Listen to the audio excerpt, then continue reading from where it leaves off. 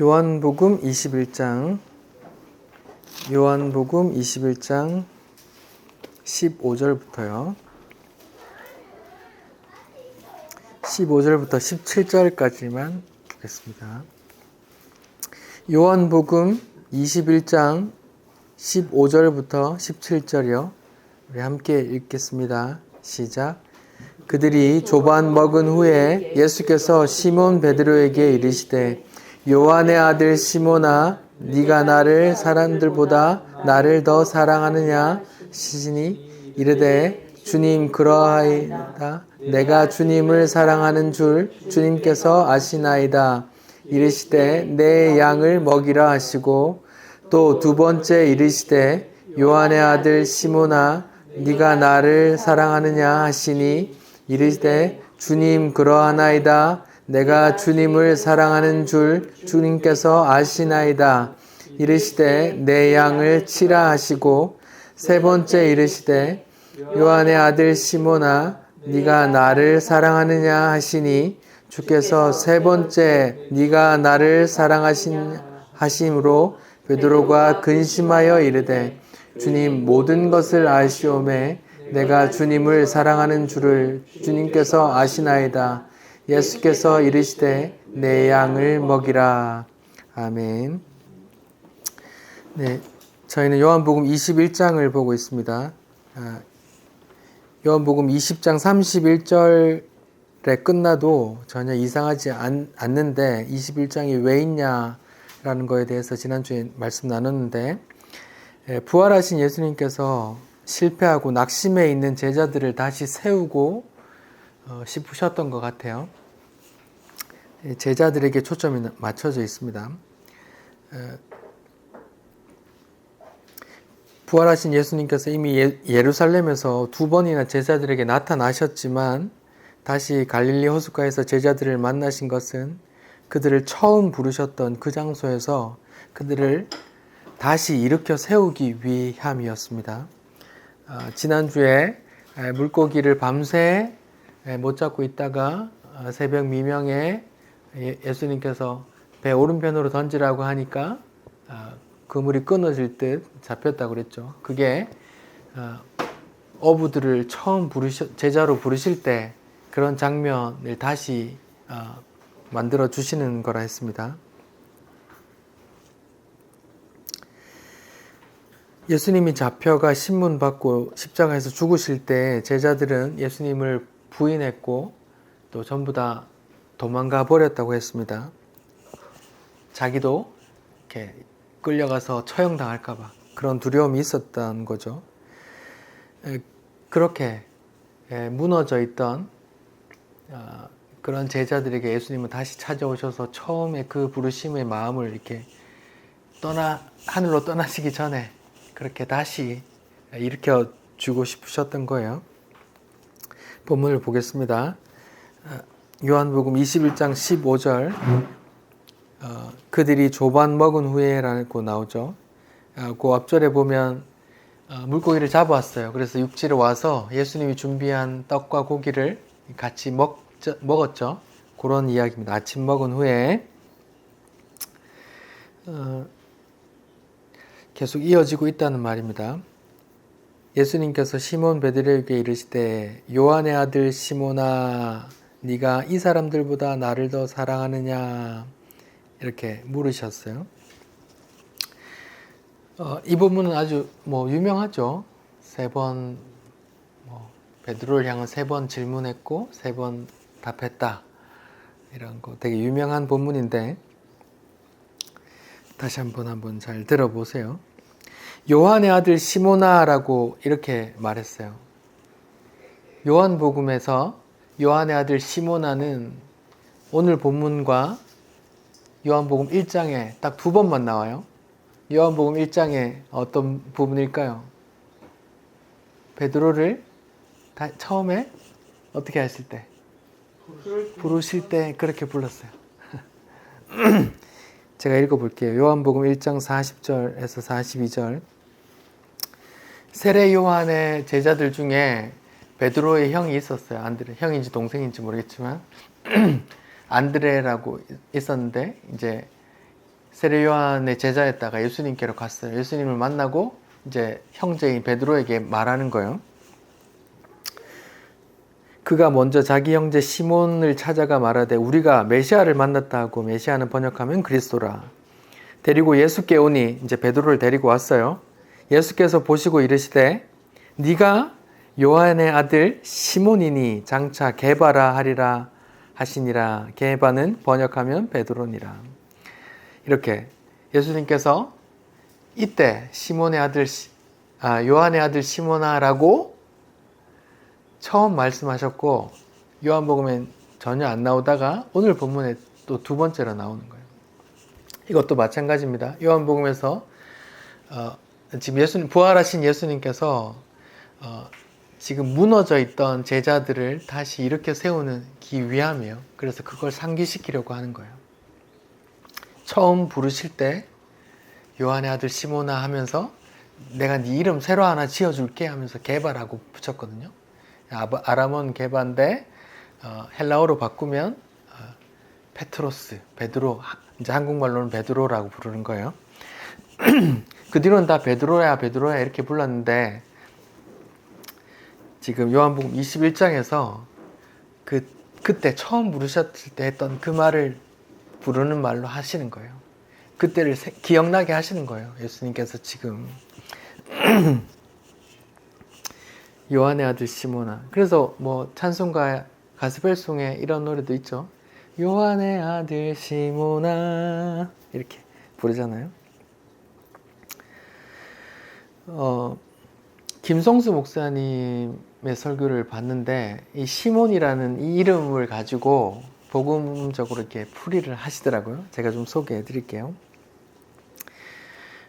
야곱의 이스라엘의 12아들 중에 시몬이라고 있어요. 아세요?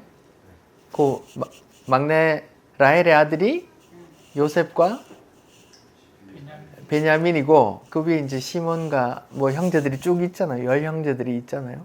그 중에 시몬이 있단 말이에요. 시몬의 이제 유언, 이제 야곱이 죽기 전에 이제 유언을 다 하거든요. 유다는 뭐 어떤 왕이 날짜고 뭐 이렇게 다 예언을 해주는데, 시몬에 대한 유언을 한번 보겠습니다. 야곱, 이스라엘이 죽기 전에 이제 시몬에 대한 유언을 어떻게 나오느냐 볼게요. 창세기 49장 5절부터요. 제가 한번 읽어볼게요. 들어보세요. 창세기 49장 5절부터요. 시몬과 레위는 형제요. 그들의 칼은 폭력의 도구로다. 지금 막 칼이 나오고 폭력이 나와요. 네호나 그들의 모의에 상관하지 말지어다. 내 영광아 그들의 집회에 참여하지 말지어다. 그들이 그들의 분노대로 사람을 죽이고 그들의 혈기대로 소의 발목 힘줄을 끊었음이로다. 그 노여움이 혹독하니 저주를 받을 것이요 분기가 맹렬하니 저주를 받을 것이라. 내가 그들을 야곱 중에서 이스라엘 중에서 나누며 이스라엘 중에서 흩으리로다. 이렇게 나와요. 이스라엘 야곱이 죽기 전에 각 이제 아들 하나씩 지파별로 유언을 해주는데, 다른 뭐 지파는 되게 막 축복에 뭐 이런 게 많은데 시몬과 레위에게는 뭐라고 해요? 저주를 받을 것이다. 이렇게. 어떻게 자기 아들을 이렇게 그렇게 할 수 있어요? 야곱은 자기가 한 게 아닙니다. 성령 감동으로 미래에 어떤 일어날 일들을 얘기한 거예요. 왜 이렇게 얘기했을까요? 창세기 34장에 야곱의 딸이 있는 디나라고 있어요. 디나가 강간을 당했어요. 어떤 부족한테. 그래서 이제 너무 예뻤나 봐. 그래서 그 부족이 이제 찾아왔어요. 잘못했습니다. 네, 너무 사랑해서 그랬다고 하면서 우리가 부족끼리 가족이 됩시다 하고 찾아왔어요. 그러면 우리가 한 부족이 되려면 할례를 받아야 된다. 이렇게 이제 알았다 하고 갔어요. 근데 3일째 되던 날 다 할례를 하고 다 남자들은 다 누워 있었는데, 그때 시몬과 레위가 어떻게 했어요? 네, 남자들을 다 죽여버렸어요. 그것 때문에 이스라엘 중에 너희는 저주를 받아 흩어질 거야. 이스라엘에 들어오지 못할 거야. 이렇게 이런 저주를 받는 거예요. 근데 시몬 지파가 진짜 이스라엘에서 쫓겨났느냐? 아니에요. 여호수아 19장에 보면 기업을 주는데 시몬이 기업을 받아요. 근데 따로 독립해서 이건 시몬 지파한테 줘라는 거 아니라 유다 지파한테 줬는데 시몬이 유다 지파 속의 일부분을 그냥 나눠 받아요. 제가 읽어볼게요. 여호수아 19장 1절. 둘째로 시몬 곧 시몬 자손의 지파를 위하여 그들의 가족대로 제배를 뽑았으니 그들의 기업은 유다 자손의 기업 중에서라. 이렇게 나와요. 그러니까 시몬이 저주를 받아 이스라엘에서 기업 없이 쫓겨나야 되는데 유다 자손으로 인해서 그 기업을 조금 나눠 받는다 이런 말이거든요. 시몬은 저주받아 이스라엘에서 끊어져야 될 존재인데 유다 지파에서 나눠 받아요. 유다 지파에서 누가 나와요? 예수가 나온단 말이에요.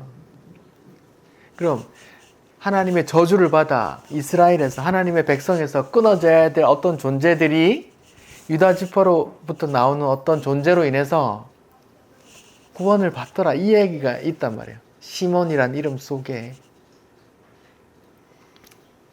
근데 지금 예수님께서 베드로를 요한의 아들 시몬아라고 부르시는 거예요. 자기가 너는 이제부터 개바라고 베드로라고 이름을 반석이라고 바위라고 이름을 새로 지어줄게 라고 이름을 새로 지어줬으면 그렇게 부르면 되는데 다시 부르면서 요한의 아들 시몬아라고 이름을 그렇게 부르는 거예요. 그걸 이제 김성수 목사님은 이렇게 복음적으로 해석하시더라고요. 네가 예수님 부인을 하고 원래대로라면 저주받아 심판받아야 하지만 이 구약의 야곱의 12아들 중에 시몬이 그랬던 것처럼 니도 나로 인해 구원을 받을 거야 라는 그 복음의 메시지를 또 시몬아 이름 속에서 이렇게 뽑아내시더라고요. 대단하시죠? 네, 굉장한 통찰인 것 같아요. 그런 걸 좀 소개해 드릴게요. 그렇게 요한의 아들 시몬아라고 부르시고 예수님께서 이렇게 물으세요. 네가 이 사람들보다 나를 더 사랑하느냐 이렇게 물으시는데 여기 15절에 보면 이 사람들보다의 그 각주가 있어요. 각주 3. 각주 내려가면 뭐라고 나와요? 이것들보다 이렇게 나오죠. 요 단어, 헬라어 단어가 이것들이라고도 번역할 수 있고 이 사람들이라고도 번역할 수 있는 거예요. 말하자면 they예요. they. 영어로 하자면 그들이라고도 할 수 있고 그것들이라고도 할 수 있단 말이에요. 그래서 이걸 사람들이라고 남성 복수 형태로 해석하면 이 사람들, 다른 제자들보다 나를 더 사랑하느냐라고 해석할 수 있고 이것들이라고 중성 복수로 해석하면 지금 여기에 이것들은 베드로가 가지고 있던 소유물들, 배, 그물, 잡은 물고기들, 또 친구들 뭐 이런 베드로가 가진 그런 것들 소유물들이에요. 그러니까 두 가지로 해석할 수 있죠. 네가 이 사람들보다 나를 더 사랑하느냐? 라고 질문하신 걸로 볼 수도 있고 네가 베드로야 네가 가진 모든 것 네가 업으로 하던 그 모든 것들 또 그물이 찢어지게 잡힌 그 물고기들 이런 것들보다 나를 더 사랑하니? 라고 묻는 걸 수도 있어요. 근데 그 무너진 베드로를 다시 일으켜 세우는 입장이라면 아무래도 뭐가 맞겠어요? 이 사람들보다 나를 더 사랑하니 이런 게 맞는 것 같아요. 근데 우리에게는 두 가지 다 해석이 의미가 있어요. 예수님께서 다른 사람들보다 나를 더 사랑하니라고 물을 수도 있고 동간아 네가 그 모든 것들보다 나를 더 사랑하니? 네 자식보다 나를 더 사랑하니? 네 가족보다 나를 더 사랑하니? 돈보다 재산보다 나를 더 사랑하니? 네가 하는 일보다 나를 더 사랑하니? 이렇게 질문하신 걸로 해석할 수도 있단 말이에요. 우리는 베드로처럼 언제나 주를 부인하죠. 나에게 유익이 되고 손해가 있을 때 언제든지 잠깐이지만 예수님은 모른 척 할 수 있단 말이에요. 잠깐 부인할 수 있는 그런 존재들이잖아요.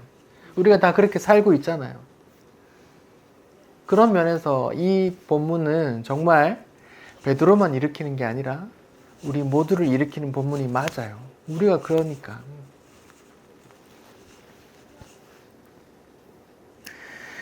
자, 그럼 이 사람들보다 나를 더 사랑하니? 라고 물었어요. 그러면 예수님이 경쟁을 좋아하고 비교를 좋아하시는 분일까요? 정말로 그걸 원하셨다면 3번 다 그렇게 물어야 되죠. 근데 첫 번째만 그렇게 물었거든요. 15절, 네가 이 사람들보다 나를 더 사랑하느냐라고 써있고, 16절, 네가 나를 사랑하느냐. 17절, 네가 나를 사랑하느냐. 이렇게 돼 있단 말이에요. 첫 번째 질문만 그렇게 했어요. 그냥 처음에 그렇게 형식상 그렇게 했어요. 왜 그렇게 했을까요? 물론 성경에 나오지 않지만 우리가 베드로라는 사람을 돌아보면 그걸 알 수 있어요. 베드로가 어떤 사람이었고 보통 어떻게 말을 했을까요? 베드로가 항상 비교급으로 말했어요.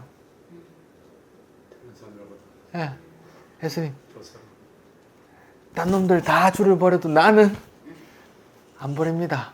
목숨 건답니다. 목숨 건다고요. 딴 놈들 다 도망가도 옥에도 갈 마음이 있고 예수님 따라 딴 놈 다 부인해도 난 그렇게 할 겁니다 라고 늘 말해왔기 때문에 그렇게 말씀하시는 거예요. 처음에 이 말씀을 듣고 베드로는 어땠을까요? 무너졌을 거예요. 자기가 옛날에 했던 말들이 있기 때문에. 자기가 늘 그렇게 비교급으로 말해왔거든요. 내가 저놈보단 낫지 않겠습니까? 내가 저 인간보다는 내가 내 믿음이 좋지 않겠어요? 딴 놈들 다 도망가도 걱정하지 마십시오. 저는 안 도망갑니다. 목숨 걸게요. 예수님이 어디 가든 감옥 가면 따라가고 죽으면 같이 죽고 이렇게 늘 비교급으로 말해왔어요. 베드로가. 그래서 예수님이 베드로에게 그렇게 묻는 거예요. 요한의 아들 시몬아, 네가 이 아들보다 더 사랑한다며.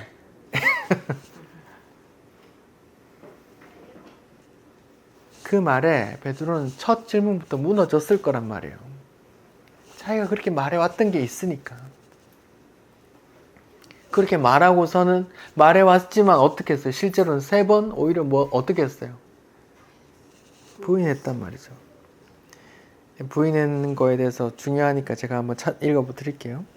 마태복음 26장에 보면은 제가 읽어드릴게요. 마태복음 26장 31절부터입니다. 그때 예수께서 제자들에게 이르시되 오늘 밤에 너희가 다 나를 버리리라. 기록된 바 내가 목자를 치리니 양의 떼가 흩어지리라 하였느니라.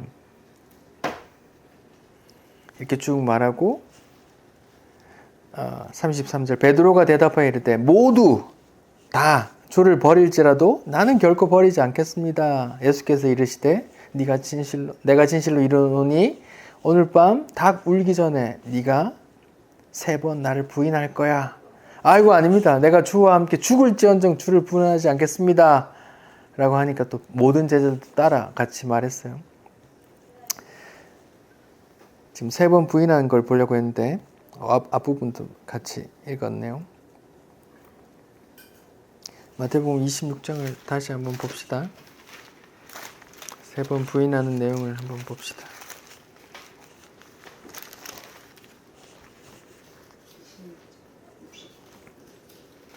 네.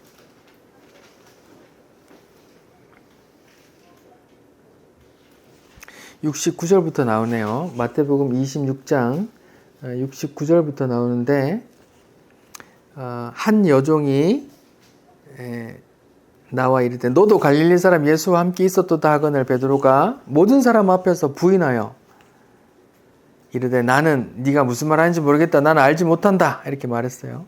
근데 또 다른 여종이 말하니까 72절에 베드로가 맹세하고 또 부인하여 이르되 나는 그 사람을 알지 못한다. 이렇게 맹세하고 부인했어요. 조금 후에 또 다른 사람이 또 말했어요. 말고의 사촌이라고 그랬어요. 다른 본문에는. 말고 길을 네가 잘랐잖아. 이렇게 네 맞잖아. 이렇게 얘기하니까 74절에 그가 저주 맹세하여 이르되 나는 그 사람을 알지 못한다고 부인하는 거예요. 그러니까 처음엔 그냥 부인하고 두 번째는 맹세하고 부인하고 세 번째는 저주 맹세 부인한단 말이에요. 그렇게 했던 사람이에요.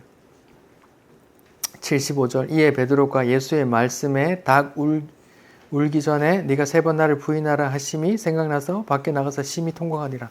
세 번 부인하고 나니까 꺾여 하는 거예요.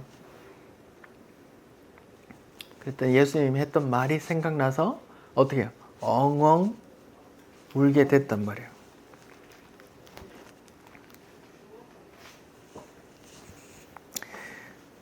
그러니까 네가 다른 사람들보다 나를 사랑하지? 라고 물었을 때 베드로는 이런 그 과거에 자기 기억이 있잖아요. 이게 며칠 상간이었잖아요. 며칠 상간이었단 말이에요. 예수님 3일 만에 부활하셨고 며칠 있다가 나타나서 또 갈릴리에서 봤으니까 한 일주일 좀 지났겠죠. 그런 걸 다 알고 있는 베드로에게 예수님이 네가 날 다른 사람보다 날 사랑하지? 라고 묻는데 막 무너졌을 거란 말이에요. 그리고 나서 대답을 해요. 어떻게 대답합니까? 주님 그러하나이다. 내가 주님을 사랑하는 줄 주님께서 아십니다. 이렇게 말해요. 좀 대답이 좀 겸손해지지 않았어요? 베드로의 뉘앙스가 아니란 말이에요. 전에는 어떻게 했어요? 아이고 지금 그 예수님 그 지금 말이라고 합니까? 당연히 내가 딴 놈보다 더 사랑하죠. 제가 목숨 건다니까요. 이렇게 말해야 어울리는데 본문은 어때요? 베드로의 말이 겸손해졌다니까요. 되게 아이고 예 그렇습니다. 주님이 다 아시죠. 겸손해졌단 말이에요.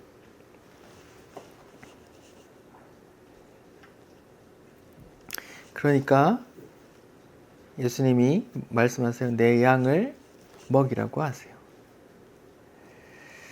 예수님은 베드로에게 내 양을 먹이라고 말했어요.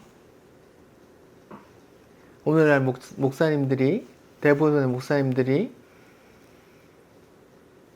이 본문을 잘 몰라요. 예수님께서 말했어요. 내 양을 먹이라고. 그러면 베드로가 돌볼 양들이 누구 양이란 말이에요? 예, 주님의 양이잖아요. 근데 오늘날 목사님들은 어떻게 생각해요? 내 양이라고 하죠. 그래서 만약에 우리 교회 성도가 어떻게 해요? 옆에 교회로 가면 어떻게 해요? 그 교회 목사님께 전화한다니까. 야, 니 왜 내 양을 훔쳐가고 XX야 이렇게 한다니까요. 그런 거 모르세요? 모르는구나. 제가 부교육자로 있는데 그러시더라고요.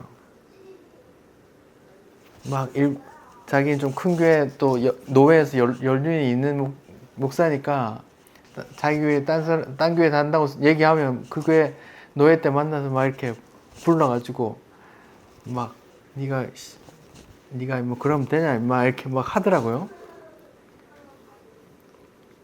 근데 그쪽 교회에서 누가 한 명 넘어왔어. 근데 아무 말 안 해.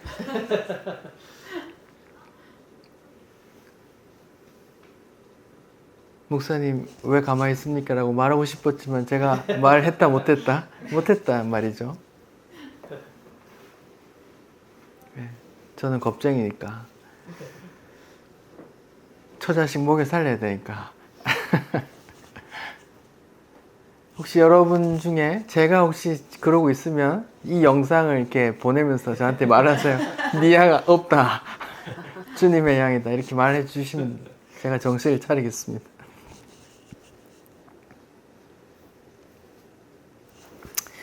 16절이요.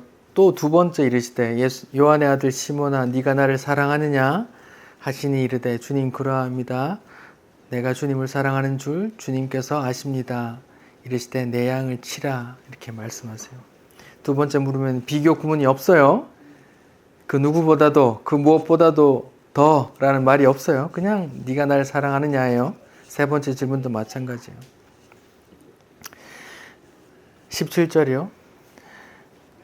처음에 묻고 대답하고 내 양을 먹이라 하고 두 번째 묻고 베드로 대답하고 내 양을 치라고 말했어요. 17절이요. 세 번째 이르시되 요한의 아들 시몬아 네가 나를 사랑하느냐 하시니 주께서 세 번째 나를 사랑하느냐 하심으로 베드로가 근심하여 이르되 베드로가 근심해요. 베드로가 왜 근심할까요?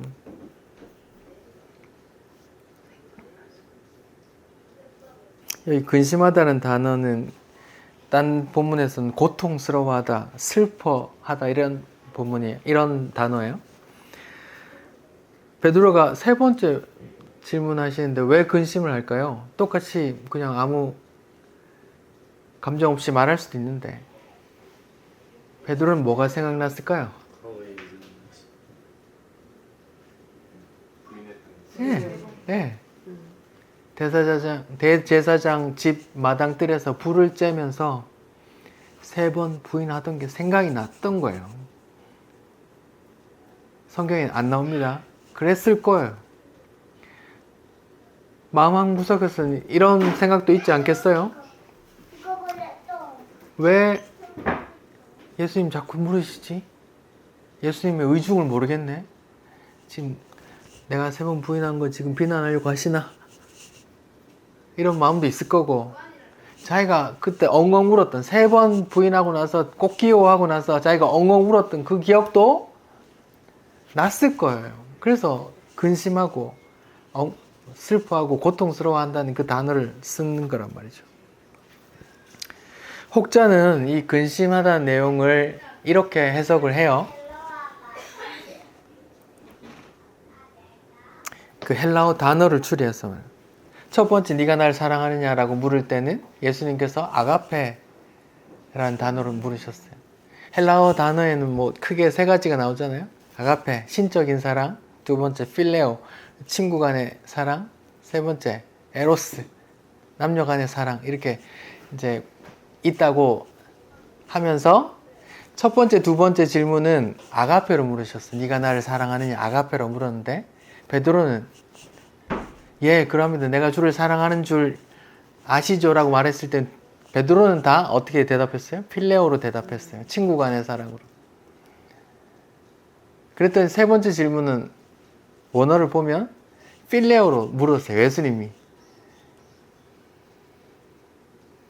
그래서 이제 이걸 해석하기를 예수님이 신적인 사랑을 물었는데 요구했는데 베드로는 계속 필레오, 친구 간의 사랑, 사람 간의 사랑으로 대답을 하니까 예수님이 세 번째는 베드로의 수준으로 낮아지셔서 필레오로 물으셨다. 네가 날 사랑하느냐?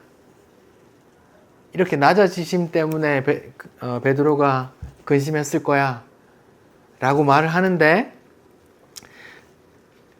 진짜 그럴 수도 있어요. 그럴 수도 있는데 뭐 예를 들어서 고린도전서 13장 그 사랑장이라고 하잖아요. 거기는 다 아가페 사랑이라고 단어를 써요.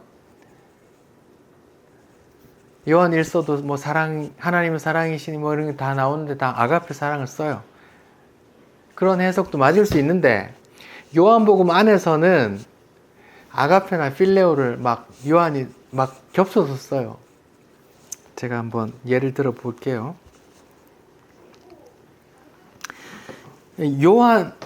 요한복음의 저자 요한을 가리키는 말, 예수께서 사랑하는 그 제자 이런 표현 있죠. 거기서도 사랑이란 단어를 나오는데 어디서는 아가페를 쓰고 어디서는 필레오를 써요. 20장 2절, 요한복음 20장 2절, 시몬 베드로와 물고기 잡다가 갑자기 요한이 예수님 알아보는 그 장면이잖아요. 아니네. 20장 2절이 뭔가요?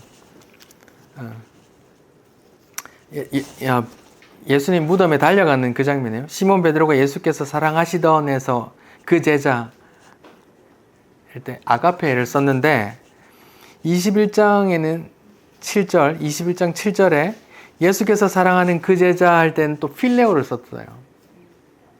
아가페, 필레오 같이 막 혼용해서 쓴단 말이에요. 요한복음 11장에서는 나사로 있었잖아요. 근데 예수님이 사랑한 나사로 이렇게 표현되어 있거든요. 근데 11장 3절에는 마리아가 와서 보시옵소서 사랑하는 자가 병들었습니다라고 필레오를 썼어요. 근데 36절에는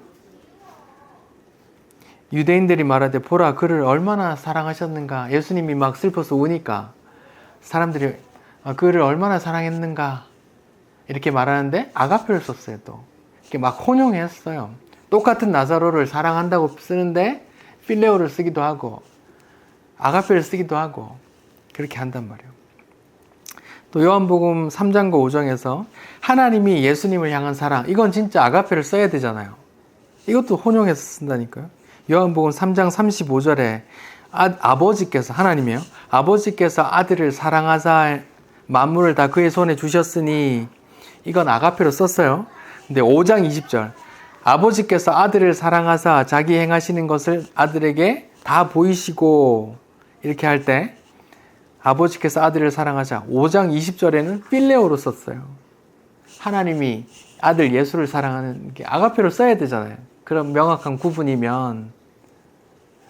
근데 요한복음 안에서는 어때요? 아가페나 필레오나 이렇게 에로스를 쓰진 않았는데 아가페나 필레오를 이렇게 혼용해서 썼어요. 하나님 아버지가 예수님을 사랑한다고 할 때도 아가페, 필레오 혼용해서 쓰고, 예수님이 사랑한 나사로 할 때도 아가페를 썼다가 필레오를 썼다가 한단 말이에요.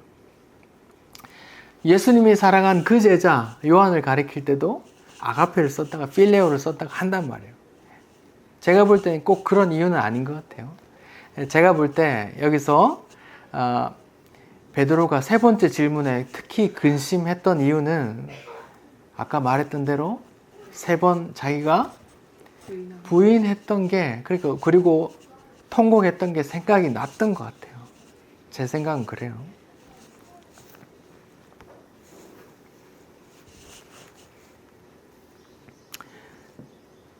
그렇게 그렇게 부인했던 게 생각나서 그렇게 근심하면서 또 대답하는 거예요. 네, 제가 주를 사랑하는지 주님이 다 아십니다 라고 말하는 거예요. 여기서도 마찬가지로 베드로는 세 번 다 필레오로 얘기를 했어요. 자, 그러면 우리 질문을 또 할 수 있잖아요. 그래, 네 말대로 하면 지가 그렇게 세 번이나 부인하고도 어떻게 뻔뻔스럽게 또 사랑한다고 세 번이나 또 말할 수가 있니? 라고 질문을 할 수 있잖아요. 여러분 어떻게 생각하세요? 세 번이나 부인했던 놈이 어떻게 뻔뻔하게 세 번이나 주님 다 아십니다 이렇게 말할 수가 있어요? 여러분 어떻게 생각하세요? 세 번 부인했잖아요. 저주 맹세까지 하면서 부인했잖아요. 지금 갈릴리로 돌아가서 다시 물고기 잡고 있잖아요. 무력하게. 밤새 잡아도 한 마리도 못 잡고 그렇게 무력하게 있잖아요. 근데 예수님을 사랑합니다라고 어떻게 뻔뻔하게 말할 수 있어요?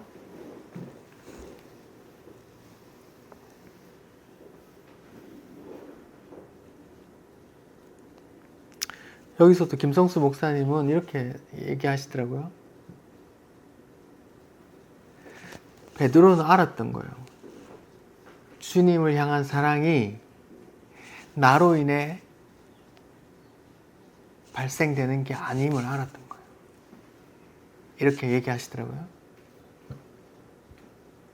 그래서 아까 제가 애들한테도 이렇게 말했어요. 예수님께서 이렇게 물으실 때 사랑은 감정이 아니라고 말했어요. 우리 감정은 하루에도 수십 번 바뀌잖아요.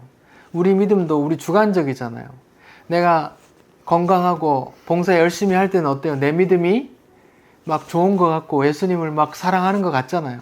근데 내가 마음이 아프고 슬픈 일이 있고 몸이 큰 병이 나고 하는 일이 자꾸 망하고 자꾸 사람들한테 욕 들어먹고 이러면 내가 믿음이 없는 것 같고 예수님을 사랑하지도 않는 것 같고 하나님도 나를 안 사랑하는 것 같고 그렇게 느껴지잖아요. 그러니까 예수님을 향한 하나님을 향한 사랑은 내 속에서 내 감정에 의해서 내 의지로 인해서 나타나는 게 아님을 베드로는 알았다는 거예요. 다른 사람은 몰라도 베드로는 알았을 거래요. 왜요? 베드로가 어떤 사람인데요? 내가 다른 사람들은 몰라도 내가 다른 사람은 다 떠나가도 나는 안 떠날 겁니다 라고 누구보다 뭐가 있었어요? 자기 안에 의지와 힘과 의지와 결심과 그런 게 있었던 사람이에요. 근데 지금은 어때요? 그 결심이 다 무너져 있단 말이에요.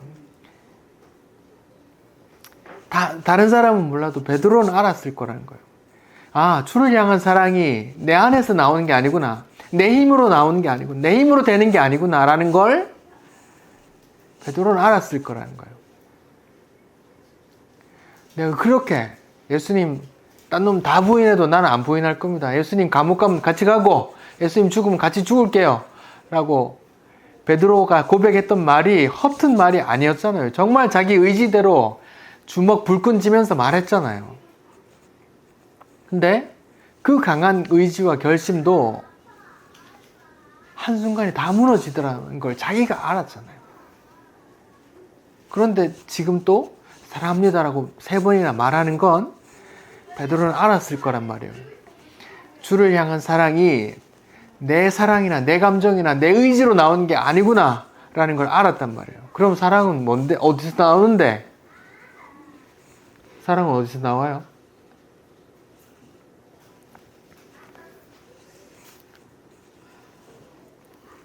사랑은 어디서 나오는 걸까요? 요한복음 22장 31절에 볼게요.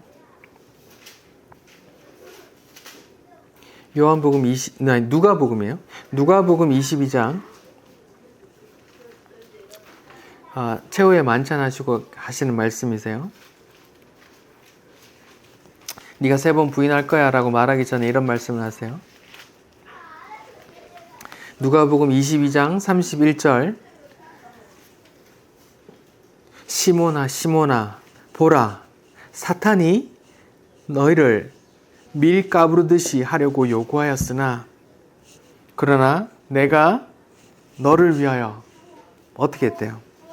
내 믿음이 떨어지지 않기를 기도하였으니 너는 뭐예요? 돌이킨 후에 내 형제를 굳게 하라 하면서 네가 다 굴기 전에 3번 부인할 거야 이렇게 말한다고요. 예수님 다 알고 있어요. 근데 뭐예요? 예수님께서 뭐 하고 있어요? 기도하신다니까요. 예수님의 기도는 반드시 이루어지는 거죠. 그럼 그 베드로에서 3번이나 부인하고 맹세하고 저주했던 그 베드로에게서 나오는 예수님을 사랑합니다라는 건 어디서 나오는 걸까요? 주의 사랑에서부터 나오는 거예요. 주의 사랑은 누구에게서 나왔어요?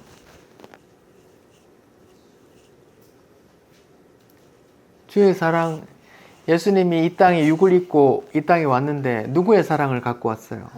하나님 아버지의 사랑이죠. 아까 보니까 봄이 아빠가 민세에게 기타를 가르쳐주고 또 민세가 엄마한테 기타를 가르쳐주는 모습이 보이더라고요. 그런 것처럼 하나님의 사랑이 예수에게 담겨져 왔고 그 예수에게 담겨있던 그 사랑이 또 누구에게 흘러가는 거예요?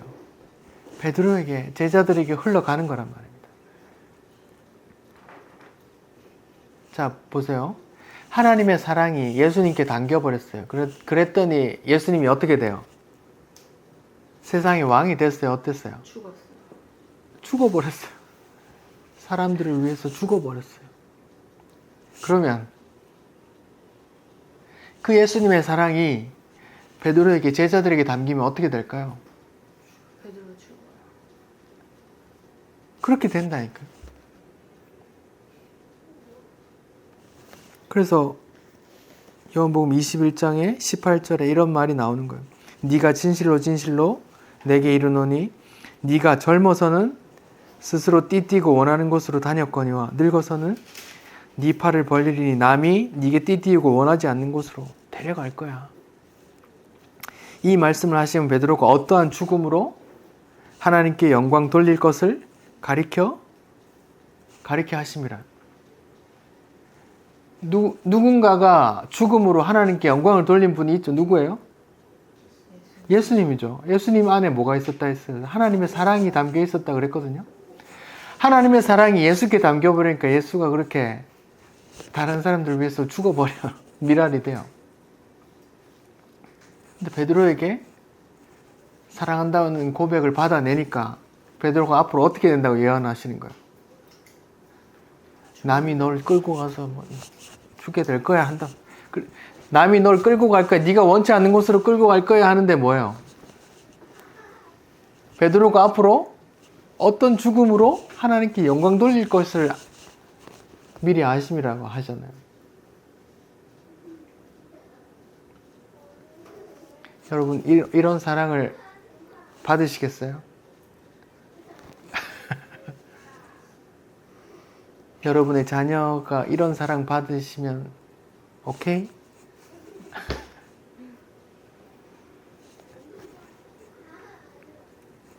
무시무시하죠?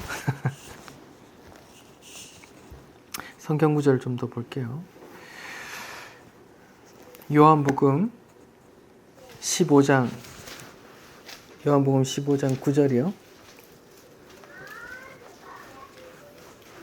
요한복음 15장 9절 아버지께서 나를 사랑하신 것 같이 나도 너희를 사랑하였으니 나의 사랑 안에 거하라. 아버지께서 지금 자기를 사랑한다 그러죠. 예수님 안에 아버지의 사랑이 담겨 있는 거예요. 10절 내가 아버지의 계명을 지켜 그 사랑 안에 거하는 것 같이 아버지의 사랑이 예수님께 담겨 있으니까 예수님이 뭐예요? 하나님의 계명, 하나님의 뜻을 이루죠.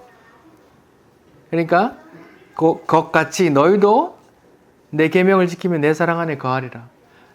우리에게도 주의 사랑이 담기면 우리가 어떻게 돼요? 주의 계명을 하나님의 뜻을 이루게 된단 말이에요. 하나님의 뜻이 하나님의 사랑이 예수님께 담겼더니 계명을 지키는데 결과가 어때요? 십자가 죽음으로 나오는데 그 예수님의 사랑이 또 우리에게 담기니까 우리가 또 어떻게 돼요? 그렇게 하나님의 사랑을 드러내게 된단 말이에요. 우리가 1등 되고 왕 되고 부자 되고 성공해서 하나님의 사랑이 드러내는 게 아니라니까요. 십자가로 드러나요. 사랑으로. 그래서 예수님이 다른 본문에서 어떻게 너희가 나를 따르려거든 자기를 부인하고 자기 십자가를 지고 따르라 그러죠. 그렇게 자기 십자가 지고 십자가가 또 전해진단 말이에요.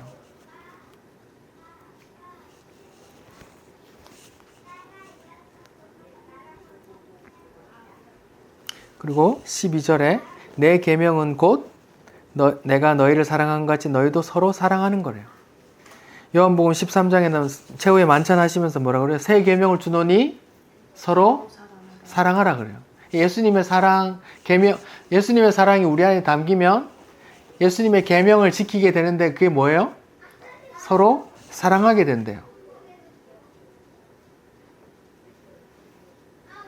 우린 서로 사랑하나요? 사랑해야 되는데 주의 사랑이 담기면 서로 사랑한대요.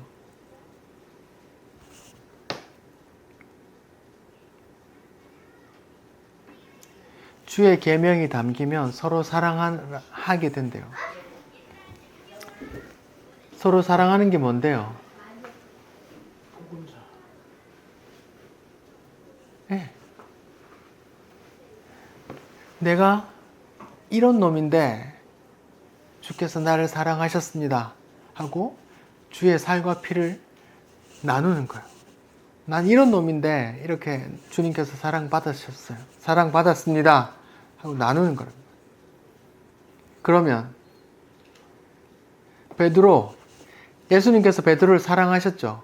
내가 너를 사랑한 것 같이 너희도 서로 사랑하라 했어요. 예수님께서 베드로를 사랑했죠. 베드로가 어떤 놈인데요? 자기 잡혀가는데 3번이나 저주 맹세 부인하면서 했던 놈인데 사랑하시죠. 그 사랑은 뭐예요? 그 허물을 다 뭐예요? 다 알면서도 사랑하는 거예요. 사람에게서 나오는 게 아니라니까요.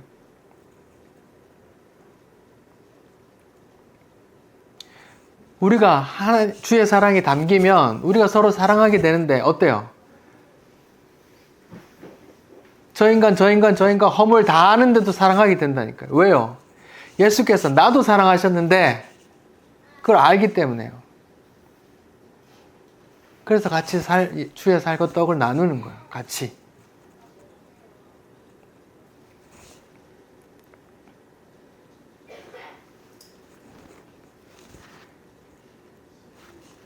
요한 1서를 볼게요. 요한 1서 4장 10절. 요한 1서 4장 10절. 요한 1서 4장 10절. 사랑은 여기 있으니 우리가 하나님을 사랑한 것이 아니요 하나님이 우리를 사랑하사 우리 죄를 속하기 위하여 화목제물을 그 아들을 보내셨습니다.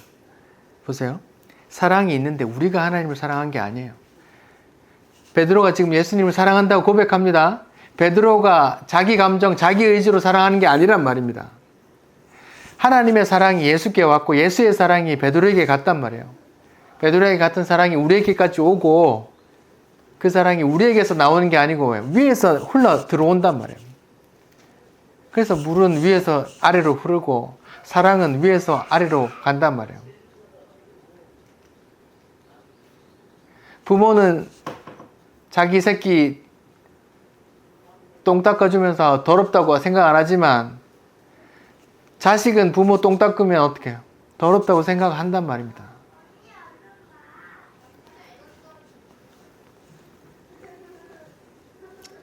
하나님의 사랑은, 성경이 말하는 사랑은 인간에게서 나오는 게 아니에요. 하나님께서 예수께로, 예수에게서 제자로, 제자에서 우리에게로까지 그 사랑이 흘러내려왔어요.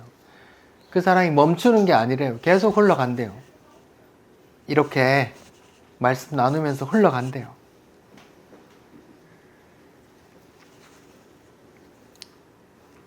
사랑하는 자들아, 하나님이 이같이 우리를 사랑하셨어. 하나님께서 우리에게로 사랑이 왔어요. 그 사랑이 뭐래요? 즉 우리도 서로 사랑하는 게 마땅하게 그렇게 될 거야. 우리 가운데 그런 게 열매로 나올 거야. 성령의 열매 가운데 뭐가 있는데요? 사랑이 있다니까요. 제가 성령의 열매 가운데서도 계속 얘기했잖아요. 그게 다 내 안에서 나오는 게 아니라고. 성령께서 맺으시는 거라고 했잖아요.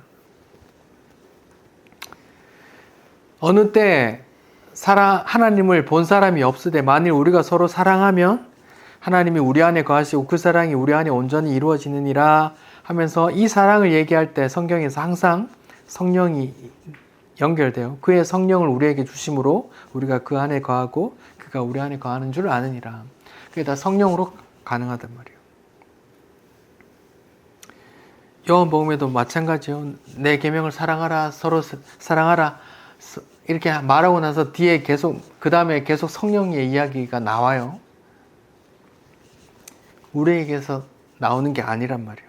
하나님께서 나온 그 사랑이 또 흘러가는 거란 말이에요.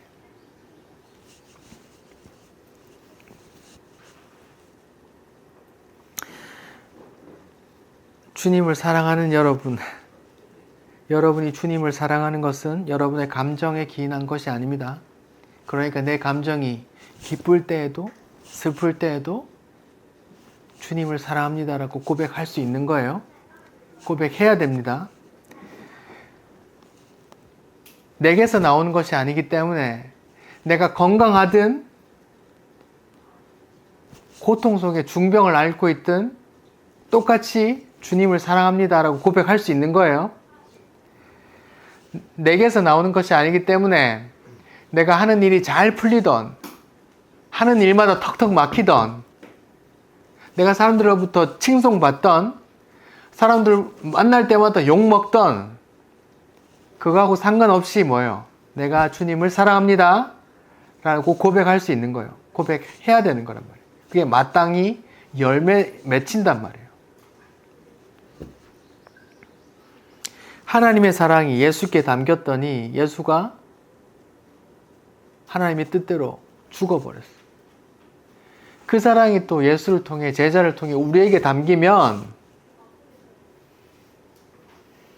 베드로가 어떠한 죽음으로 죽는 것처럼 우리도 꼭 그렇게 뭐 살해당하는 건 아니라도 그렇게 죽어짐으로, 그 죽어짐은 뭐예요? 자존심이 무너지고 그렇게 다 무너지는 모습으로, 낮아진 모습으로, 섬김의 모습으로 그렇게 사랑이 흘러간다니까요.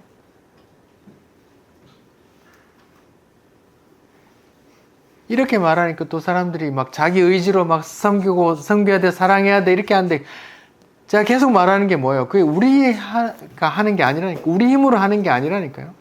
누구보다 그랬어요. 누가? 베드로가. 근데 그게 자기 힘으로 되지 않는구나라고 아는 거예요. 그리고 3번 사랑한다고 고백한다니까요. 뻔뻔하지만 뻔뻔한 게 아니에요. 자기에게서 나오는 게 아니기 때문에 그러는 거예요.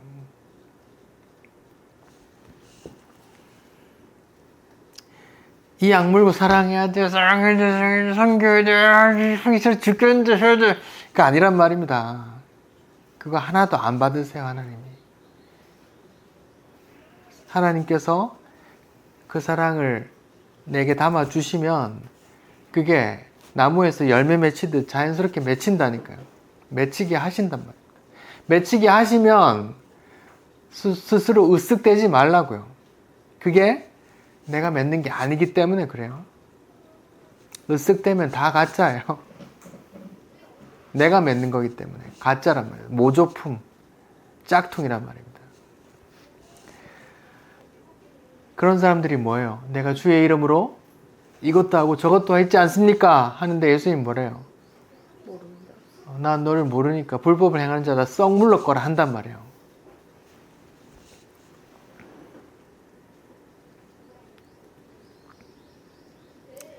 하나님의 사랑이 예수께 담겨서 십자가에 죽으셨고, 예수님의 사랑이 또 제자들을 거쳐 우리에게 담기면 우리 삶이 그렇게 낮아짐으로, 섬김으로, 또 함께 말씀 나누는 사람들을 또 사랑함으로 그렇게 드러난다니까요.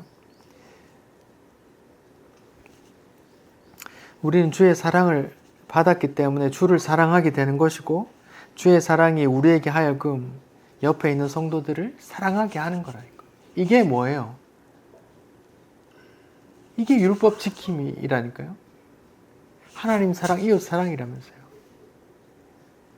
하나님께서 내려온 그 사랑을 내가 받아 주님을 사랑하게 되고, 옆에 말씀 나눈 사람, 형제들, 성도들을 서로 사랑하게 되는, 이게 율법의 완성이란 말이에요. 예수님께서 이걸 완성하러 오셨고, 그 완성을 본인이 이루어서 우리에게 또 전해 주신단 말이에요.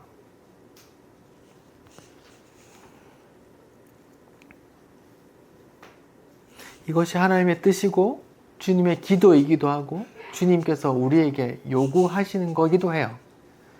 예수님의 기도고 하나님의 뜻이고 예수님께서 원하시는 거니까 반드시 이렇게 될 거예요. 그래서 우리는 사랑하게 될 겁니다. 기도하겠습니다. 주님 감사합니다. 그토록 주님 죽으시면 나도 죽겠다고 그렇게 맹세하던 베드로가 닭 울기 전에 3번이나 부인했습니다.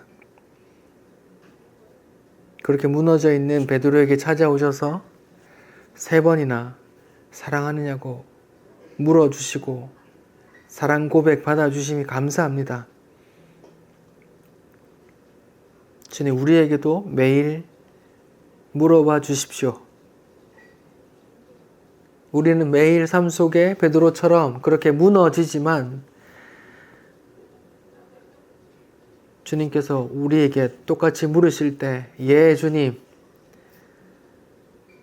주께서 다 아십니다. 제가 주를 사랑하는 줄 주께서 다 아십니다. 라는 고백이 우리 안에 매일 있게 해 주옵소서. 주님, 우리 안에 하나님의 뜻이고 주께서 기도하던 그 사랑이 우리 속에서도 우리 가운데 맺혀지게 도와주십시오. 감사합니다. 예수님 이름으로 기도드립니다. 아멘.